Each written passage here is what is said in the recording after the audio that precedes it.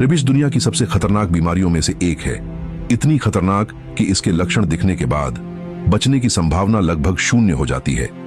Rabies एक virus है जो ज्यादातर कुत्ते, चमगादड़, बंदर या जंगली जानवर के काटने से फैलता है। शुरुआत में यह बिल्कुल मामूली लगता है, हल्का दर्द, बुखार या थकान, लेकिन असली खतरा अंदर होता है। यह वायरस धीरे धीरे नसों के जरिए दिमाग तक पहुंचता है और दिमाग को पूरी तरह कंट्रोल करना शुरू कर देता है। फिर शुरू होती हैं डरावनी चीजें, पानी से डर लगना, तेज बेचैनी, दौरे पड़ना और दिमाग का काम करना बंद हो जाना। एक बार जब ये लक्षण दिख जाए तो इलाज लगभग नामुमकिन होता है। लेकिन अच्छी खबर यह है, अगर काटने के तुरंत बाद वैक्सीन ले ली जाए तो रेबीज पूरी तरह रोकी जा सकती है। इसलिए याद रखिए, जानवर के काटने को कभी हल्के में मत लीजिए।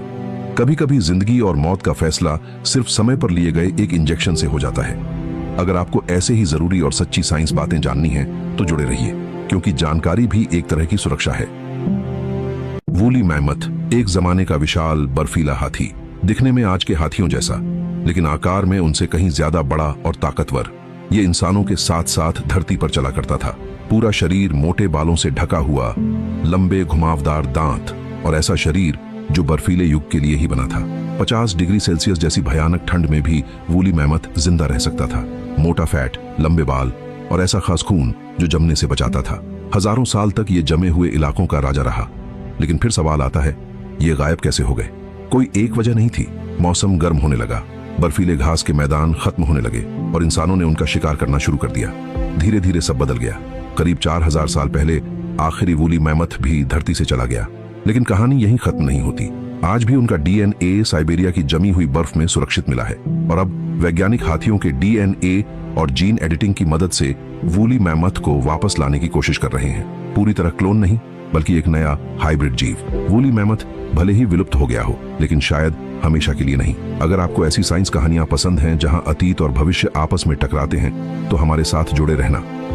एक साइंटिस्ट जिसने एक दूसरे इंसान की उल्टी पी ली, ये प्रूफ करने के लिए कि वो सही है। ये कोई अफवाह नहीं है, ये असली साइंस की कहानी है। 1980 के दशक में वैज्ञानिकों का मानना था कि पेट के अल्सर और जलन तनाव और ज्यादा मसालेदार खाने की वजह से होते हैं। लेकिन एक डॉक्टर, बैरी मार्शल, इससे सहमत नहीं थे। उनका मानना था कि पेट में रहने वाला एक बैक्टीरिया इन बीमारियों की असली वजह है। कोई उनकी बात मानने को तैयार नहीं था, तो उन्होंने कुछ ऐसा किया जो सुनने में पागलपन लगता है। उन्होंने उस बैक्टीरिया से भरा एक मरीज का पेट का तरल खुद पी लिया। कुछ ही दिनों में उन्हें तेज जलन, उल्टी और पेट में सूजन हो गई। जांच की गई और वही बैक्टीरिया उनके पेट में मिल गया। उन्होंने एंटीबायोटिक ली और ठीक हो गए। और इसी एक प्रयोग ने मेडिकल साइंस को बदल दिया। आज पेट के अल्सर का इलाज तनाव से नहीं, एंटीबायोटिक से होता है।